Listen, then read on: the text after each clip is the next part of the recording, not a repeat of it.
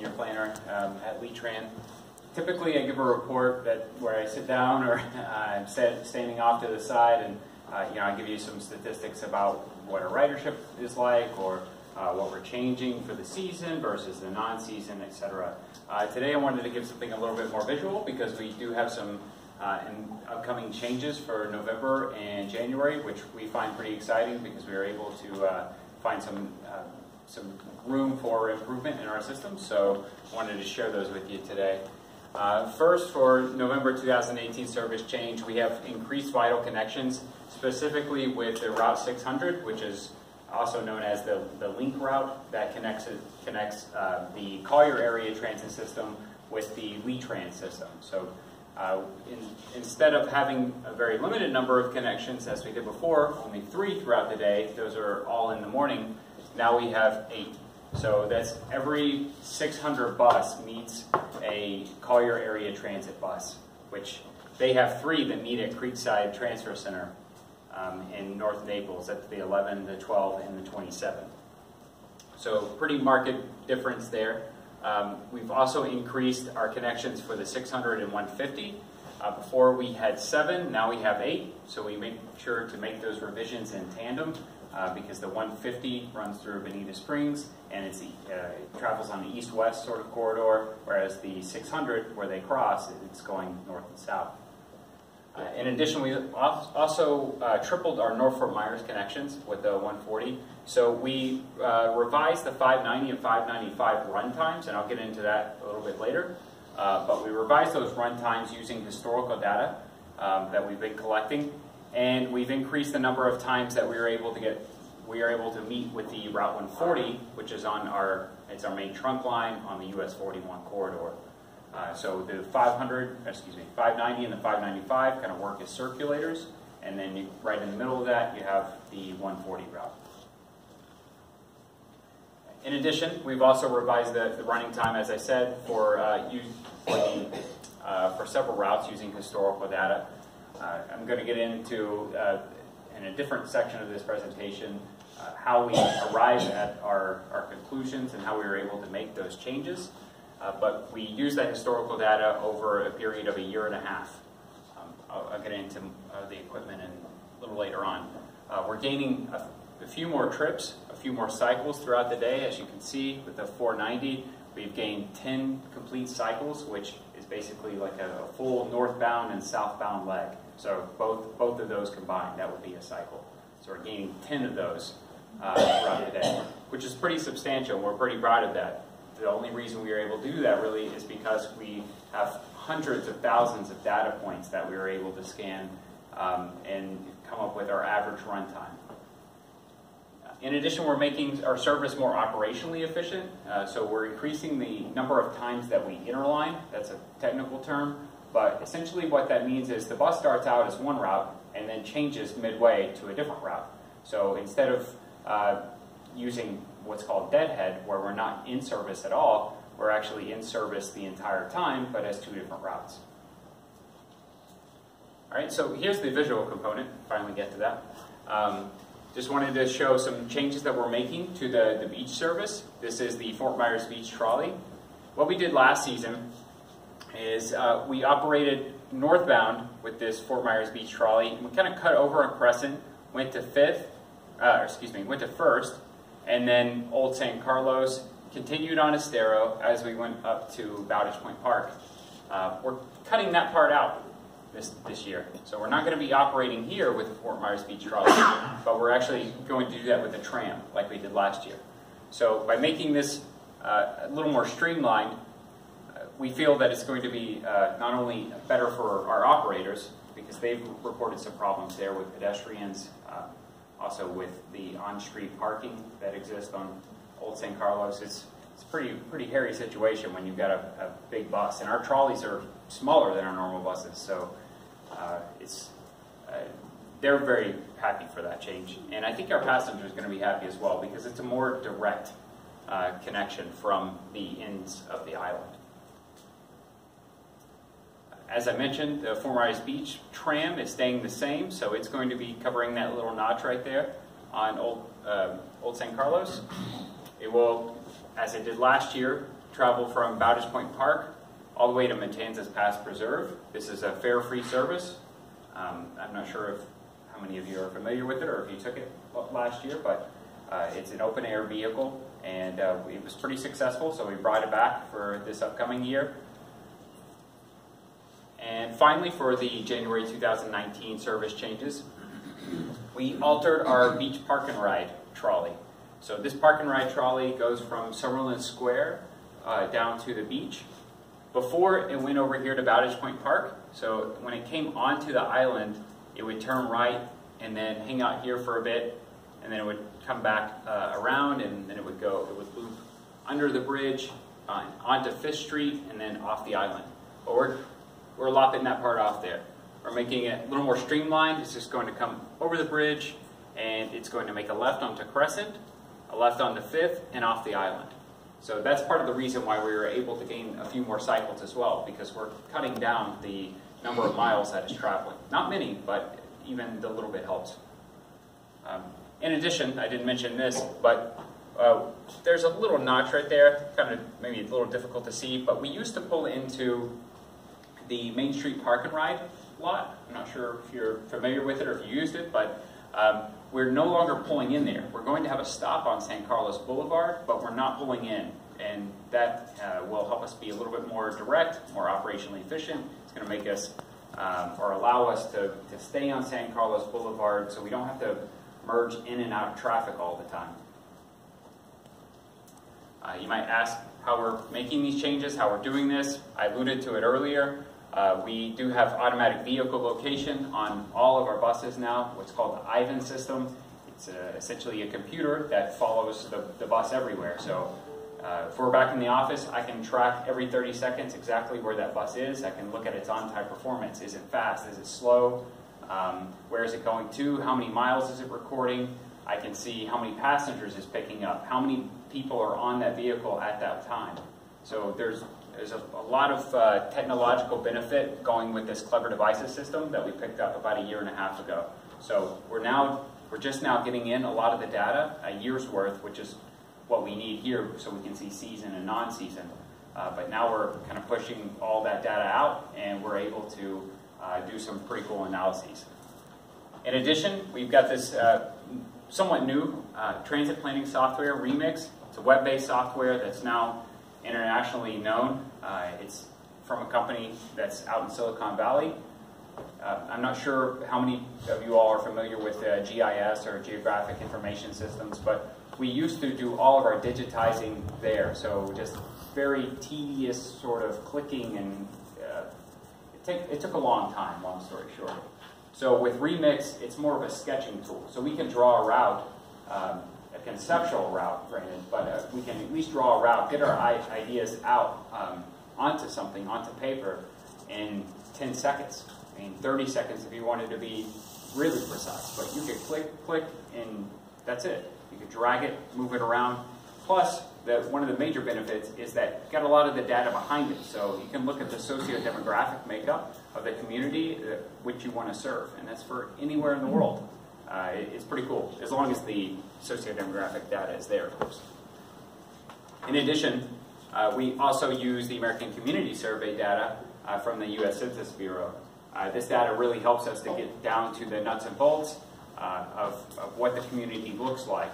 We can see parcel by parcel how things are shaping out, who we're serving and where.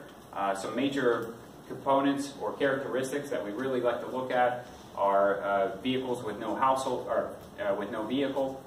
Sorry, I reversed that. Households with no vehicles. We also look at the minority populations. We look at low-income populations. All of these things are key components to what we do on a daily basis at Tran Planning. So we receive a lot of recommendations from the public. We get requests for actions through our RFA system called Acela. We get people that call the office that ask for me, and they want to give me their ideas on what we should do, how we should tweak this, where a new bus stop needs to be. We get emails through our customer service email address, and we genuinely take all that feedback and we look into every single one of them. I assure you, we look into every single one. We're not able to do a full detailed analysis on all of them, but we do look into every single one. We received this plan, this recommendation that I'm going to talk about here over the next few slides. I believe it was in December of 2016. We've looked at it since then. It's a large, pretty substantial plan, so it takes a while for us to review in addition to doing our own work, our daily work that we have. But these are some of the results of what we found when we did our analysis. There are an increased number of meets throughout the county, which is great. We love meets. We want to make more meets. Dig what we've seen, though, is that there's a reduced service to Southwest Florida International Airport. I've got a slide specifically on that one, so I'll dig into that a little bit later. But we're seeing increased operating cost, not only from having an actual extra operator, but sending out tripper vehicles or paying for more administrative staff.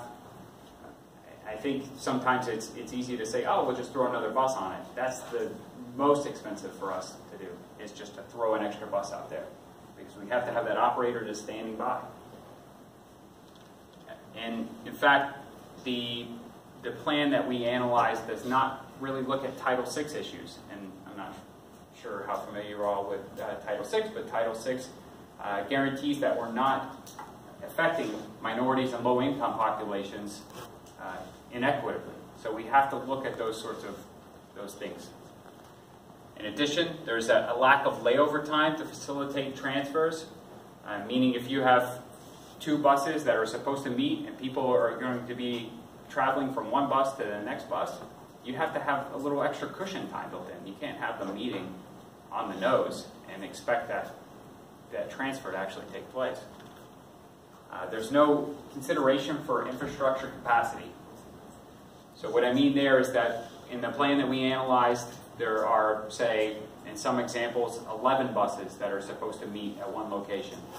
Maybe Rosa Parks Transportation Center. Well, we only have 9 bays, so that doesn't really shake out for us. That's very difficult to make unless we were to expand our facility, which is an increased capital cost. And then finally, just for the analysis portion, this overview, it requires the use of private roads. And don't get me wrong, we use some private roads now, but we're trying to get our way out of private roads because it puts an extra liability on us. Those are not our roads. We damage those roads. We pay for those roads. So one in particular is Radar Court. That's over by the airport, by RSW. That is a major transfer point in this plan that we analyzed. Just want to make everyone aware that private roads are not good for us. All right, so getting into some of the, doing a little bit deeper dive here with the Title VI implications. So we looked specifically, this is one example that we feel like is indicative of the entire plan. We looked at minorities. So we looked at this minority population on the Route 600 in Bonita Springs. This is what we currently do, right here. And you can see this darker shading, that's a high concentration of minority population. In the plan that we analyzed, it said to stay on US 41. Operationally, that seems like a great idea. I like that idea. But it doesn't work out when you see about who you're serving. So Title VI, just as a reminder, it ensures that we are treating people fairly and equally. That one group is not taking on an extra burden that other groups don't have to take on.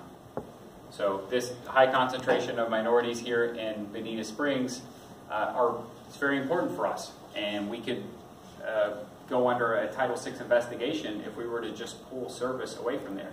We want to serve people. We want to give them access. Another key point is that there's inconsistent scheduling. This is the Route 50.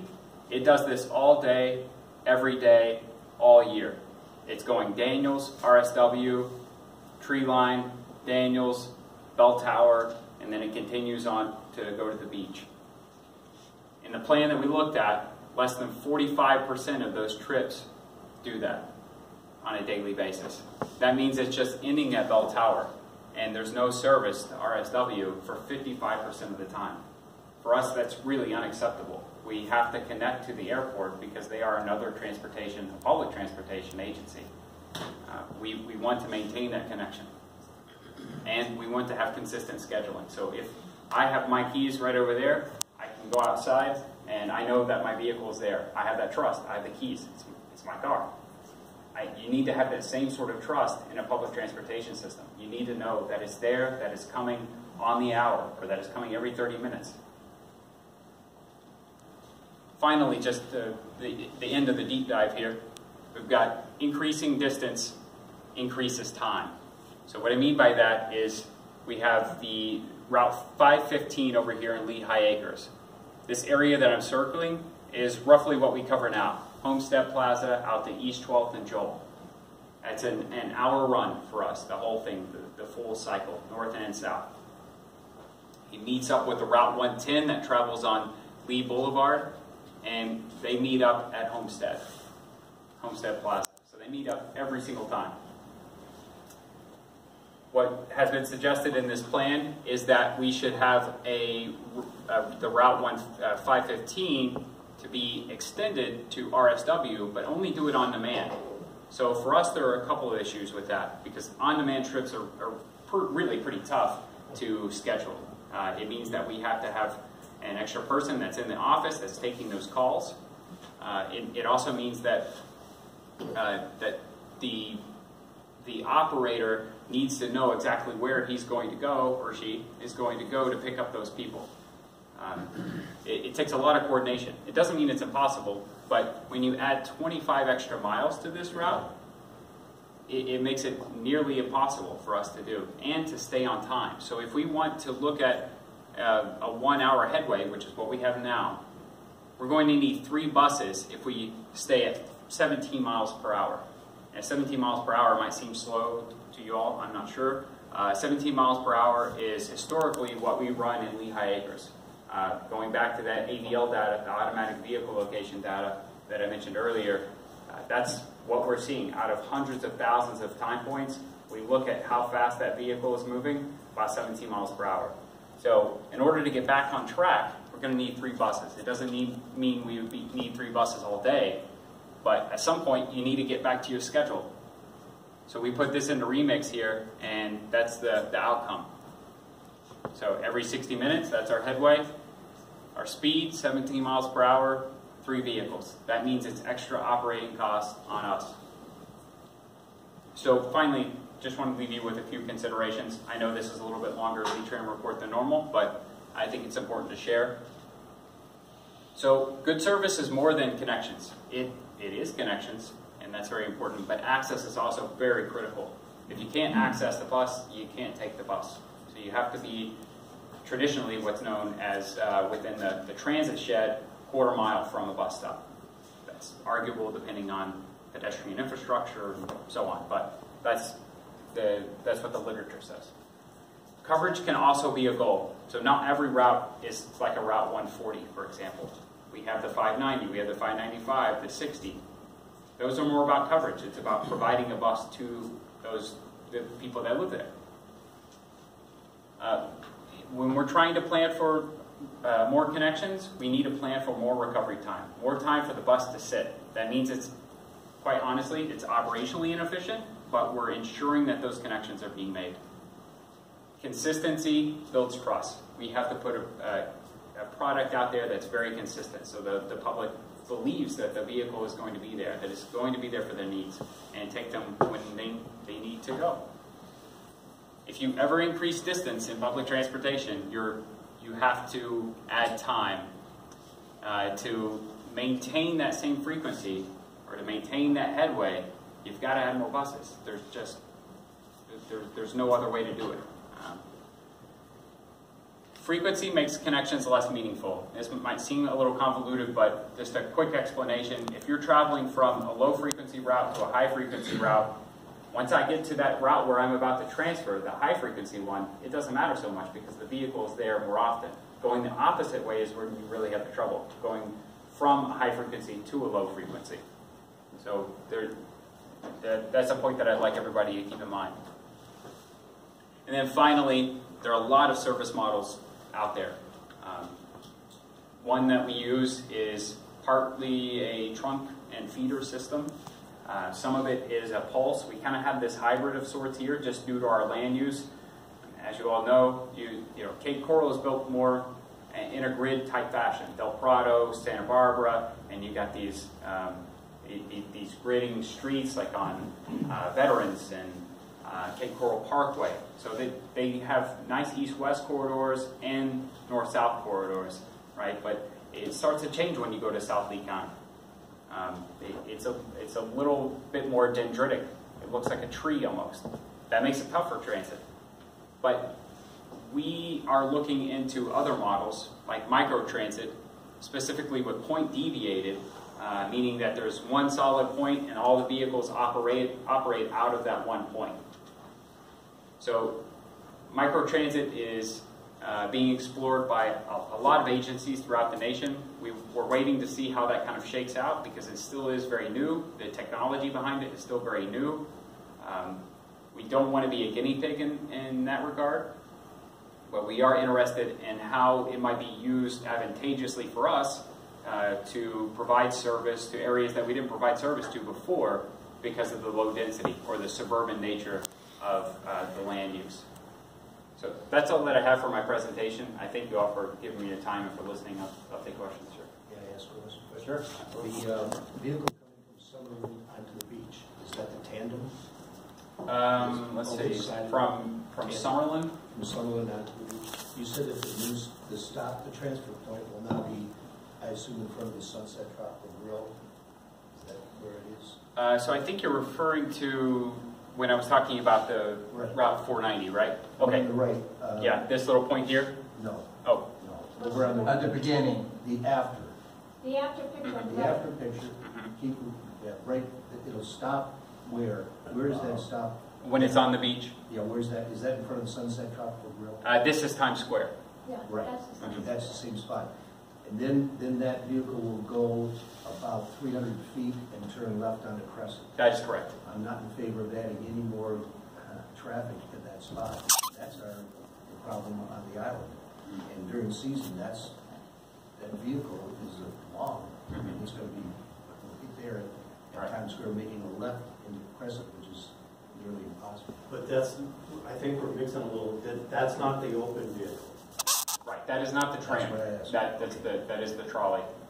So it's a large vehicle, 30 some odd feet in length, bumper to bumper.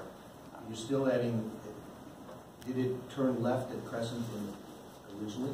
It did not turn left onto Crescent, but we did travel on Crescent, and we still will here with the tram.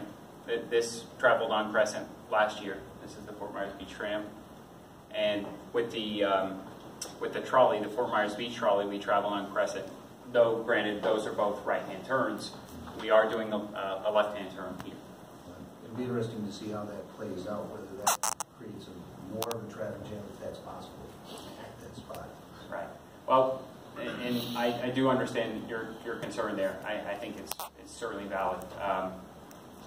When we just change it, you can change it if it doesn't work that. Exactly, and that's the idea behind a lot of this, is that we're trying to tweak it so we can have a more pure park and ride type system where we can get people onto the beach and then just straight off, because we found that we were bottlenecking, and it's kind of surprising, but obviously we bottleneck here, but once we got up here, we were still hitting some traffic, and we felt like if we just cut that off, we'd be able to provide a more frequent service and still get people to where they need to go. We were duplicating too much at the north end of the island. If that's your transfer point, you will increase your ridership, but it will maybe create some issues there in terms of traffic.